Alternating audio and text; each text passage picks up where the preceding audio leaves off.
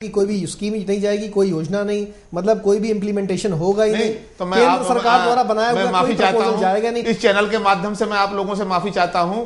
तो क्या मोदी साहब वहां पर मुख्यमंत्री हैं, वो विकास का कार्य करते हैं, तो क्या वो पैसा जो फाइनेंस भारत सरकार देती है, जो भारत सरकार स्टेट में गुजरात में जो पैकेज देती है, तो वो विकास के कार्य के लिए देती है? मोदी साहब के पास कोई ऐसी मशीन तो है नहीं। मेरे पास एक डेटा है, मोदी साहब के पास ऐसी कोई मशीन तो है नहीं मंत्रालय से रिलीज वो मशीन पे पैसा बनाए वहां काम करेंगे। पूरा तथ्य जो है, कांग्रेस पार्टी केंद्र सरकार से पैकेज जाता है सभी प्रदेशों के मुख्यमंत्रियों को, वो मुख्यमंत्री उस पैकेज को वहां विकास के कार्य पर लगाते हैं। और मैं एक बात आपको बता रहा हूं, भारत में सरकार जो देश को चलाती है, यहां पे एक योजना आयोग होता है, बहुत सारी योजनाएं बनती हैं। उस योजनाओं के माध्यम से सड़क हो गई, गांव में खरंजे हो गए, नाली हो गई, बड़े बड़े जो भी है, उनका सारा पैरामीटर नाप करके वो पैसा दिया जाता है, तब वहां विकास का कार्य होता है। मोदी साहब के पास बता दीजिए, नहीं, मोदी साहब के पास कोई पैसा छापने की मशीन नहीं है।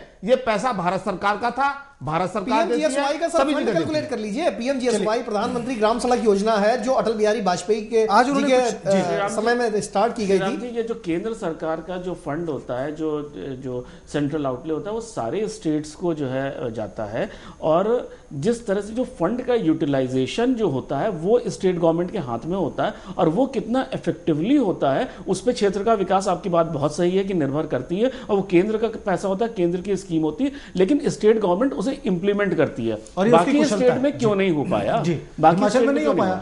अगर इनका ही तर्क सही माना जाए तो हिमाचल में नहीं हो पाया। सेंट्रल फंड तो वहां भी जा रहा था, लेकिन वहां पे बीजेपी हार गई। नहीं तो गुजरात में जीत गई, नरेंद्र मोदी जीत गए वहां की। देखिए, हिमाचल की जहां तक बात है, हिमाचल की जनता वहां वो बखूबी जान गई थी कि सारा पैसा, सारा काम, सारी योजना केंद्र सरकार करती है। चलिए ठीक है, डॉक्टर मनमोहन सिंह करते हैं, कांग्रेस पार्टी। लेकिन ये बात आप गुजरात की जनता को नहीं समझा पाई, आप मानते हैं? ये आप मानते? चलिए नहीं, आप नहीं समझा पाए, तो हिमाचल को आपने समझा दिया, वो समझ गए। लेकिन नहीं, मैं एक बात कहूंगा कि दो प्रदेशों में चुनाव था जहां बीजेपी शासित प्रदेश थे।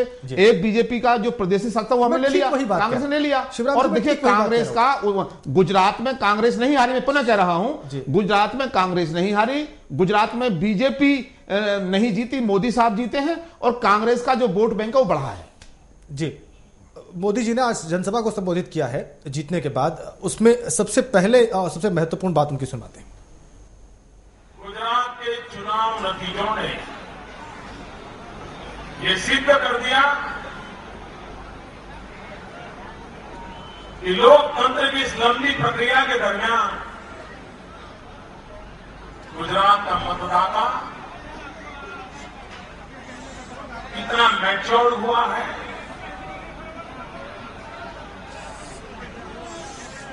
सारे लोग लालच से ऊपर उठ करके भांति भांति के जहर से ऊपर उठ करके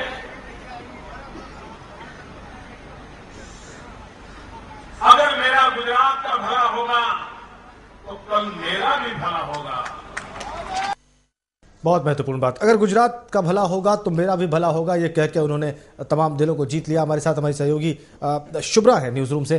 शुभ्रा, क्या है वहां पर हमारे सहयोगी जो लगातार मोदी के इस भाषण पर नजर बनाए हुए थे, पूरे दिन चुनाव के नतीजों पर नजर बनाए हुए थे, इस भाषण पे और इस अंश पे हमारे सहयोगियों का क्या कहना है और आपका क्या कहना है? जी बिल्कुल, आपको बता दें कि नरेंद्र मोदी ने जब से गुजरात में सत्ता की हैट्रिक लगाई, उसके बाद से ये कहा जा रहा था कि नरेंद्र मोदी की जो दावेदारी है प्रधानमंत्री पद को लेकर, वो कहीं ना कहीं पक्की हो गई है। लोग इंतजार कर रहे थे कि कब नरेंद्र मोदी जनता को संबोधित करेंगे और कहीं ना कहीं इस बात की गारंटी देंगे कि अब दिल्ली की ओर का उनका सफर जो है वो शुरू हो गया है। नरेंद्र मोदी ने जनता को संबोधित किया और उससे साफ साफ जो मैसेज गया जनता में वो यही गया कि अब जो दूसरा पायदान है उनकी सत्ता का, वो 2014 लोकसभा चुनाव है और उसमें उन्होंने अपनी पूरी ताकत झोंकनी है। इसी मुद्दे पर बालाजी हैं हमारे साथ, जो कि वरिष्ठ संवाददाता हैं, उनसे हम बात करना चाहेंगे। बालाजी, सुना आपने किस तरह से मोदी ने जनसभा को संबोधित किया और दिल्ली की तरफ उनका इशारा था, क्या कहेंगे आप? बिल्कुल, जो नरेंद्र मोदी का भाषण था, हैट्रिक लगाने के बाद पहली बार जब वो जनता से मुखातिब हुए, तो उनके भाषण का जो सारांश है, लबो लुआब है कि मोदी के पूरे व्यक्तित्व में एक सकारात्मक और एक विनम्र परिवर्तन नजर आ रहा है। पहले जो एक अक्खड़ मोदी, किसी की बात नहीं मानने वाला मोदी, नरेंद्र मोदी नजर आता था, जो झुकता नहीं था, आज उन्होंने कई ऐसे जेस्चर दिए, कई ऐसे साइन दिए, जिससे पता चला भाषण में भी कि वो बदल रहे हैं। चुनाव जीतने के बाद पहले अपनी मां से मिलने गए, फिर वो केशु भाई के पास गए, उन्होंने आशीर्वाद लिया। वही केशु भाई जिनके समर्थकों ने पूरे गुजरात में नरेंद्र मोदी के खिलाफ लगातार नारेबाजी की, उनके खिलाफ रोड़े अटकाए, उनकी विजय मार्ग को में बाधा पहुंचाई। मैंने आंकड़ा आज निकाला तो 17 ऐसी सीटें थे जहां पर कि गुजरात परिवर्तन पार्टी ने बीजेपी के कैंडिडेट को हराने का काम किया, लेकिन नरेंद्र मोदी जीतने के बाद उनसे भी मिलने गए। दूसरी बात, भाषण में जो उनका जो नजर आया, एक तरह से एक जो बड़ा वर्ग है, एक जो बड़ी कम्युनिटी है, जो माइनॉरिटी कम्युनिटी है, वो नरेंद्र मोदी से कटी हुई है। तो नरेंद्र मोदी ने कहीं ना कहीं अपने भाषण के द्वारा उस कम्युनिटी को अपनी तरफ जोड़ने का प्रयास किया और कहा कि जनता सबसे बड़ी होती है, अगर कोई गलती हुई है तो मैं फिर से माफी मांगता हूं।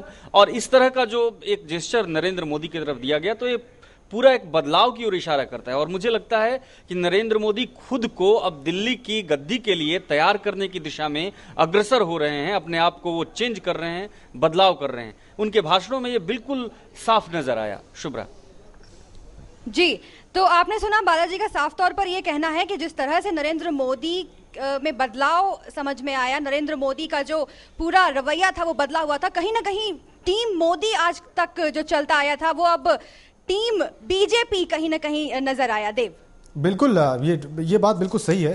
गुजरातियों को उन्होंने संबोधित किया और एक और भाषण का एक और अंश सुनवाते हैं आपको और उसके बाद चर्चा को आगे बढ़ाते हैं।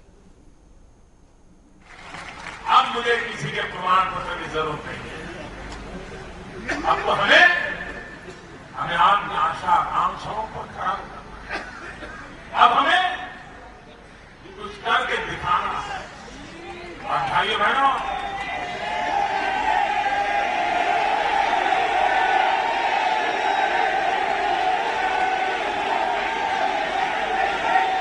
आपकी अगर इच्छा है, मैं जरूर 27 तारीख को एक दिन के लिए दिल्ली हुआ। मैं जरूर 27 तारीख को एक दिन के लिए दिल्ली हो आऊंगा। और ये उस वक्त हो रहा था जब वहां पर मौजूद लोग जो भाषण सुन रहे थे, उनके समर्थक, वो दिल्ली और पीएम के नारे लगा रहे थे।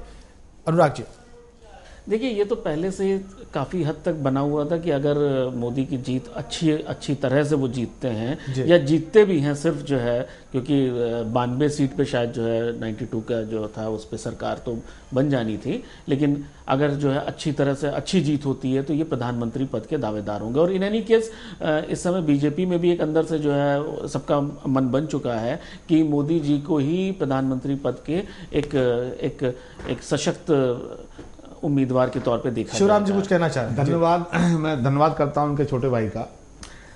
अभी मोदी साहब का आपने सुना, गुजरात में बोल रहे थे मुझे किसी के प्रमाण की आवश्यकता नहीं है जी।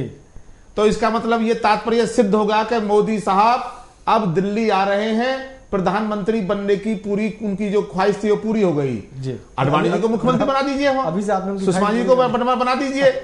तो अब दूसरी बात मैं ये कहना चाह रहा हूं कि देखिए, गुजरात एक 16 लोकसभाओं का गुजरात प्रदेश एक मात्र 16 लोकसभाओं का प्रदेश है, जिसमें बीजेपी की 10 है, 6 कांग्रेस की, अन्य मिलाकर के, यानी जहां जिस प्रदेश में 16 सांसद आते हैं और देश में 441 सांसद हैं, तो क्या वो 16 प्रदेश वाला 16 सांसद वाला जो प्रदेश है वो प्रधानमंत्री बनाएगा? मूल बात। दूसरी बात यह है कि वहां अगर मोदी साहब प्रधानमंत्री आ रहे हैं, ये बीजेपी में तो ये होता है, अभी देश की चिंता नहीं है, गरीबों की चिंता नहीं है, अल्पसंख्यकों की चिंता नहीं है, माइनॉरिटी की, किसान, किसी की कोई चिंता नहीं है, इनको प्रधानमंत्री की कुर्सी चाहिए।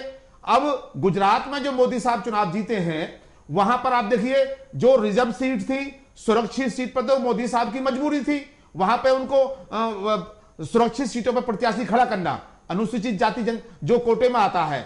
लेकिन मैं आपको पहले भी मैंने आपको बताया था, इस देश की जनता भी देख रही है, वहां पर गुजरात के अंदर हमारे मुस्लिम भाई इतने सारे हैं, वो कार्यकर्ता हैं, क्या मोदी साहब ने उनको टिकट क्यों नहीं दिया? मोदी साहब के अंदर पारदर्शिता इसका जवाब लेते तो हैं। मुस्लिमों को भी वोट देते, टिकट देते। इससे पहले कि मैं अभिषेक के पास आऊं, आप जरूर कुछ कहना चाह रहे हैं यहाँ पे, लेकिन संजीव उपाध्याय बीजेपी के नेता इस वक्त हमारे साथ हैं, हमसे जुड़ गए हैं। संजीव जी, स्वागत है आपका। क्या कहना है आपका इस आरोप पर, आपका जवाब क्या है? देखिए, जो ये बोल रहे हैं, मुद्दा उठा रहे हैं, मुस्लिम भाइयों को टिकट नहीं दिए। आप देखिए, कारपोरेशन में हमने टिकट वहाँ पे दिए, जो कारपोरेटर हैं हमारे, और जैसे ही तैयारी चुनाव की हुई है, ये लोग पचा नहीं पा रहे हैं, क्योंकि जीत इतनी भारी तरीके से जीत हो गई, इनको इसकी अपेक्षा नहीं थी बिल्कुल। क्या नाम है इनका? और ये परेशान है, और विरोधी जितनी पार्टियां हैं सब लोग परेशान हैं। और रहा मोदी जी के ऊपर सवाल, मोदी जी तो दिल्ली आ रहे हैं, कोई ऐसी परेशानी नहीं है। वो पहले भी नेशनल राजनीति में थे, और नेशनल राजनीति से प्रांत में गए, और प्रांत से फिर दिल्ली आ जाएंगे, कोई परेशानी ऐसी है नहीं जी। ये कोई दिक्कत नहीं है। लेकिन इनको, विरोधी दलों को सबसे बड़ी परेशानी ये है कि गुजरात में मोदी वापस प्रचंड बहुमत से फिर से 5वीं बार भारतीय जनता पार्टी की सरकार मोदी जी के नेतृत्व में 32रे बार बन रही है। इनको ये परेशानी, इनको क्यों, इनके पास कोई कद्दावर नेता नहीं है विरोधी दलों के पास। ये तो तय हो गया, ये तो तय हो गया। ये बात मत कहिए आप संजीव भाई, मेरे छोटे भाई, ये बात मत कहिए कि कद्दावर नेता नहीं है। कांग्रेस की तुलना आप मोदी साहब से मत करिए, जहां पर 16 लोकसभा के सांसद हैं और मात्र वहां पर छोटा सा चुनाव हुआ है। अगर उन्होंने हिटिंग मार दी तो मैं आपको पारदर्शिता की बात बता दिया हूं। पहले भी मैंने बात कही थी आपसे कि विकास का पैसा भारत सरकार देती है। मोदी साहब के पास कोई मशीन नहीं बनी हुई। जो पैसा जाता है केंद्र से जाता है, वो केंद्र की योजना होती है। आपने चुनाव जीता, बीजेपी वहां चुनाव नहीं जीती। मैं बार बार कह रहा हूं, वहां मोदी साहब चुनाव जीते हैं। दूसरी बात, हम कब कह रहे हैं कि मोदी साहब चुनाव नहीं जीते हैं? भारतीय जनता पार्टी कमल खिला है वहां पे। नहीं, कमल खिला है, आपको मानना पड़ेगा। कमल खिला है राम जी, आपको इस चीज के लिए विषय में मानना होगा। वहां पर कमल खिला है मोदी जी के नेतृत्व में, ऐसा नहीं है। हम तो मान रहे हैं ना, हमारे पास योग्यताओं की कोई, हमारी भारतीय जनता पार्टी में कमी नहीं है। और आज मोदी जी को, अरे आप सुनिए, पूरे देश की मैं स्थिति बता रहा हूं। मैं भी अन्य प्रांतों में बहुत जगह घूमा हूं, गया हूं, संगठन का प्रवास करके आया हूं। आप ये देखिए कि अन्य प्रांतों में भी जो मिडिल क्लास लोग अपने हैं, जो सब, वो मोदी जी को पसंद कर रहे हैं। इस समय विरोधी दलों को पता है। मैं संजीव भाई पहले आपको बता चुका हूं जी कि देखिए, मोदी साहब अच्छे नेता हैं, मोदी साहब जमीन के आदमी हैं, मोदी साहब वहां के लोकल जमीनी पैदा हैं। मैं मानता हूं इस बात को, लेकिन जहां विकास की बात है उसमें कांग्रेस का भी हाथ है।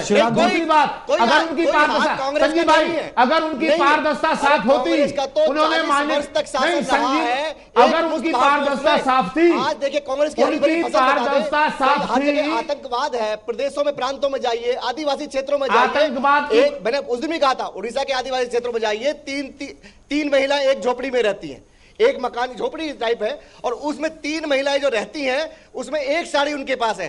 जब एक बाजार गोहैया मकई होके आती है, जब उसको साड़ी मिलती है, ये कहते हैं विकसित प्रांत। तो अरे बनाएंगे, और मोदी जी के नेतृत्व में भारतवर्ष बहुत आगे बढ़ेगा। अब मोदी साहब को प्रधानमंत्री बना रहे हैं, तो मुख्यमंत्री किसको बनाएगा? अडवाणी जी बना दिए मुख्यमंत्री। किनको? अडवाणी साहब को। अरे अडवाणी साहब और ये संगठन क्या करेगा बैठ के? कौन प्रधानमंत्री बनेगा, कौन मुख्यमंत्री बनेगा? संजीव जी, आप विरोधी लोग क्यों परेशान हो रहे हैं? विषयांतर कर रहे हैं हम लोग का विचार आज का ये नहीं है। हम निश्चित रूप से मोदी की जो कामयाबी है उसको तो शिवराज जी भी मान रहे हैं।